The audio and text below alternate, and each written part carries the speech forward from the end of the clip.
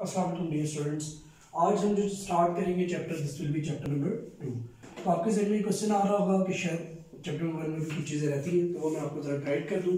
और इसकी जो एक्सरसाइज 1.3 है उसका क्वेश्चन नंबर 3 कंप्लीट मैं आपको सॉल्व खुद सेंड कर दूंगा। ये हो सकता है मैं आपको कल तक सेंड कर दूँ, और रिव्यू का क्वेश्चन नंबर 1 MCQs भी उनके आंसर्स मैं आपको सेंड कर दूँ। ठीक है जी, कुछ अगर उसमें से एक्सप्लेन करना हो तो वो देख लेंगे, नहीं तो ऐसे एज इट इज़ आपको MCQs के आंसर्स मिल जाएंगे, वो कि आप खुद भी ऑब्जर्व कर सकते हैं। और फिर आपको ये बात बता दूं कि होमवर्क के अंदर क्वेश्चन नंबर 3 जो है किसका, रिव्यू एक्सरसाइज 1 का, ये आपकी ड्यूटी, ये मेरी तरफ से आपको होमवर्क है जो आप मैंडेटरी करेंगे। Now we shall start real numbers. ठीक है जी, चैप्टर नंबर 2 आपका किस चीज़ के ऊपर है, रियल नंबर्स पे। दोबारा से बता रहा हूँ, एक्सरसाइज 1.3 का क्वेश्चन नंबर 3 आपको पिक्चर्स के थ्रू आ जाएगा और MCQs भी पिक्चर्स के थ्रू आ जाएंगे। ठीक है जी, होमवर्क जो है क्वेश्चन नंबर 3 का रिव्यू एक्सरसाइज 1 आपको आपने परफॉर्म करनी होगी। अब आगे बात जी चैप्टर नंबर 2 पे, रियल नंबर्स पे। अब आपने रियल नंबर्स का वर्ड शायद लाइफ में पहली दफा ही सुना हो, लेकिन अगर इससे पहले भी आपने सुना तो मैं आपको डिटेल्ड बताना चाहता हूँ कि ये रियल नंबर्स क्या होते हैं। ठीक है जी, रियल नंबर्स आपने इससे पहले कुछ चीजें जो पढ़ी है, आपने पढ़ी है नेचुरल नंबर्स। मैं कुछ डाटा आपको लिख दूँ, 1 2 3 4 एंड सो ऑन, याद होगा आपको। फिर आपने पढ़े थे जनाब यानी whole numbers which start from 0, और फिर आपने इसके बाद पढ़ लिए इंटीजर्स, ये नेगेटिव साइड पे भी मूव करते हैं और ये पॉजिटिव साइड पे भी मूव करते हैं। ये आपने पढ़ लिया, इसमें पॉजिटिव इंटीजर्स का रहता है सेट, वो पूरा आपको याद होगा, एक लिस्ट मैंने आपको सेंड की थी। ठीक है, रियल नंबर्स क्या चीज है, real numbers is quite different than these, और वो इन सब में से सबसे बड़ा सेट है रियल नंबर्स। रियल नंबर्स क्या होते हैं, जरा थोड़ी सी डिटेल ले लीजिएगा। बेसिकली रियल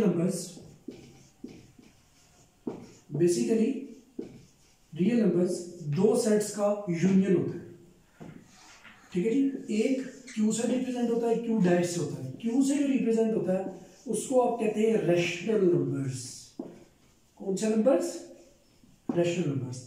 एक होता है क्यू डैश से, और इसको आप कहते हैं इररेशनल नंबर्स। ठीक है, अब आपके ज़हन में सवाल आ रहा होगा, थोड़ा सा आपको गाइड कर दिया जाए कौन से नंबर रैशनल होते हैं और कौन से इररेशनल होते हैं। वो तमाम नंबर्स जो P/Q की फॉर्म में लिखे जा सकते हैं, जैसे कि देखिए एग्जांपल के तौर पर, फॉर एग्जांपल P/Q की फॉर्म में लिखे जाने वाले नंबर्स वो कौन से हैं, वो है जी लाइक 2/7 मैंने लिख दिया, मैंने 3/8 लिख दिया, मैंने 4/1 लिख दिया। जैसे आम 4 नंबर है, नेचुरल नंबर है वैसे ये, लेकिन नेचुरली बाद में ये रैशनल जरूर है क्योंकि ये भी 4/1 की फॉर्म में लिखा जा सकता है। इसी तरीके से नेगेटिव के अंदर भी हो सकता है, -5/8, -7/1। ये तमाम नंबर जितने भी इस फॉर्म में लिखे जा सकते हैं, लातादार नंबर्स होंगे। ठीक है, ये काउंटलेस नंबर्स हैं, ये तमाम के तमाम रैशनल नंबर्स कहलाते हैं। जिस तरह आपको खुद भी पता है कि एक नंबर 1 और 2 के दरमियान बहुत सारे नंबर ऐसे लाई करते हैं, जैसे पॉइंट्स में 1.1 लाई करता है, 1.2 लाई करता है, तो ये तमाम रैशनल होते हैं। क्यों रैशनल होते हैं, देखिए 1.1 को भी मैं लिख सकता हूँ 11/10, और इसे भी मैं लिख सकता हूँ 12/10, तो ये भी P/Q की फॉर्म में लिखा जाएगा। Between 1 and 2 there are many numbers, इनकी तादाद में मिलियंस में होगी। अगर हम बहुत बारीकी से देखें कि इनके दरमियान भी बहुत छोटे छोटे नंबर्स लाए करते हैं, तो ये तमाम नंबर्स कहलाते हैं रैशनल नंबर्स। हाँ, वो कौन से नंबर्स हैं जो इररेशनल कहलाते हैं, मोस्ट ऑफ द टाइम जो नंबर्स आपके अंडर रूट में आ रहे होते हैं, स्क्वायर रूट में लाइक जिस तरह आ रहा है √2, √3, √5, √7, वो अंडर रूट्स जो हल नहीं हो पाते। √16 जो है वो इररेशनल नहीं है। क्यों नहीं है, क्योंकि 16 का अंडर रूट का आंसर क्या आ जाता है 4, रैशनल बन जाएगा। वो तमाम अंडर रूट्स जो हल शुदा नहीं होते, यानी जिन्हें आप सॉल्व नहीं कर पाते, वो तमाम के तमाम इररेशनल कहलाते हैं। इररेशनल के ऊपर मजीद भी हम लाइट फेंकेंगे जब हम रैशनल को बहुत तफसील से पढ़ लेंगे। ठीक है जी, तो फिर मैं आपको ये बताऊंगा कि इररेशनल नंबर्स क्या होते हैं। अभी हम जरा तफसील की तरफ चले जाते हैं रैशनल नंबर्स की, और हम इसको जरा समझने की कोशिश करते हैं। और पहली पूरी एक्सरसाइज इसी को एनहांस करेगी आपकी कि जी रैशनल नंबर्स क्या होते हैं। तो हम 2.1 एक्सरसाइज पे आ जाते हैं। देखिए नो डाउट डिवीजन को उसने इस पूरी एक्सरसाइज में करने को कहा है कि आप इसे खुद से करें। जैसे 5/7 लिखा है तो आप इसको 5/7 को बाहर रख लें, 5 को अंदर रख लें। ठीक है, इतना हमारे पास टाइम नहीं है। ठीक है ना, और ना ही कोई एक्सरसाइज बहुत ज्यादा इंपॉर्टेंट है कि जिसके ऊपर हम इतना टाइम ज़ाया करें। आप कैलकुलेटर का इस्तेमाल करें, ठीक है जी।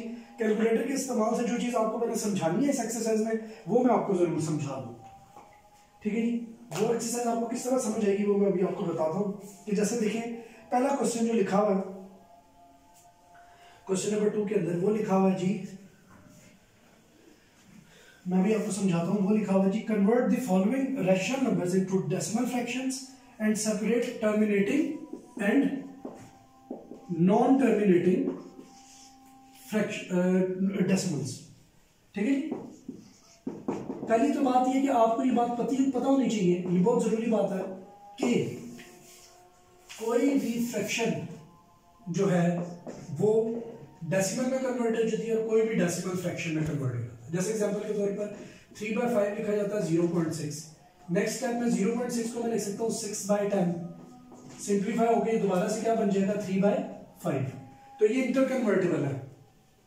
आप डेसिमल से किस में आ सकते हैं, डेसिमल से आप आ सकते हैं फ्रैक्शन में, फ्रैक्शन से आप किस में जा सकते हैं डेसिमल। रैशनल के केस में ऐसा होता है, इररेशनल के केस में ऐसा होता भी नहीं है। अच्छा बहरहाल अभी आपको जो चीज समझानी है वो जरा आप गौर से समझ लें। पहले क्वेश्चन को मैं जज करता हूँ। पहला पार्ट लिखा जी 5/7, मैं इधर सॉल्व करूंगा, जज करूंगा, फिर मैं टर्मिनेटिंग नॉन टर्मिनेटिंग की सिलेक्शन करूंगा, ठीक है। ये इस तरह कर लेते हैं हम, यहाँ पे टर्मिनेटिंग नॉन टर्मिनेटिंग लिख लेते हैं और टिक क्रॉस के जरिए हम इसको समझने की कोशिश कर लेते हैं कुछ पार्ट्स को।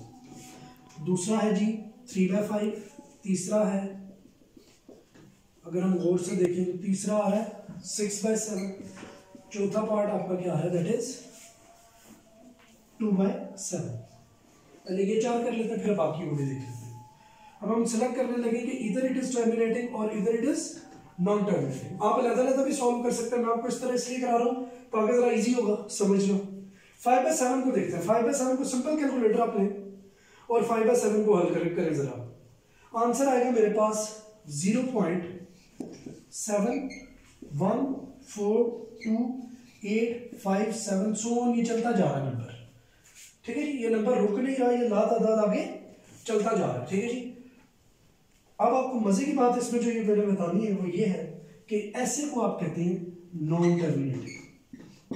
ऐसे नंबर को आप क्या कहते हैं नॉन टर्मिनेटिंग। ये एक नॉन टर्मिनेटेड फ्रैक्शन है या डेसिमल है। कैसे 5/7 का आपका आंसर आ गया 0.7142857। सो बाय दिस हमें ये पता लग गया कि ये 5/7 क्या है। 5/7 एक नॉन टर्मिनेटिंग डेसिमल है। अब आ गई सेकंड पे 3/5 की बात। 3/5 को मैं सॉल्व करूंगा, आंसर आएगा 0.6। ये तो टर्मिनेट कर गया, ये क्या कर गया टर्मिनेट कर गया 0.6। दैट्स व्हाई ये एक टर्मिनेटिंग फ्रैक्शन है, ये नॉन टर्मिनेटिंग नहीं। फिर आगे बात 6/7 की। किसकी आगे बात 6/7 की। इसको मैं हल करता हूं। इसका आंसर आ रहा है 6/7 का that is 0.857142 and so on, ये चलती जा रही है। तो this is also non terminating. Terminating वो काउंट होगी जो रुक जाएगी 2 3 4 डिजिट के बाद सॉल्व होने के बाद रुक जाएगी। इसलिए मैं जरा जंप करता हूं, मैं 4th नहीं कराता आपको, मैं डायरेक्ट 5th पे चला जाता हूं, ठीक है जी। क्योंकि आपको मजे की बात ये बताऊं कि 4 और 6 भी नॉन टर्मिनेटिंग है।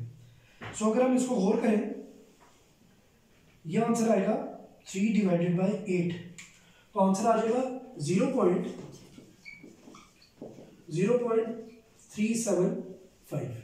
इसके बाद ये फ्रैक्शन खत्म हो जाएगी, कैलकुलेटर में आप चेक करेंगे तो दिस इज ऑल्सो टर्मिनेटिंग, ये भी नॉन टर्मिनेटिंग है। सो जो क्वेश्चन नंबर 1 है जस्ट आपने उसमें ये इंडिकेट करना है कि कौन सी ऐसे डेसिमल्स हैं जो फ्रैक्शन से डेसिमल में कन्वर्ट होते हुए टर्मिनेटिंग है और कौन से ऐसे हैं जो नॉन टर्मिनेटिंग है। अब मैं आपको क्वेश्चन नंबर 2 इसके बाद अटेम्प्ट करूंगा। Thank you so much.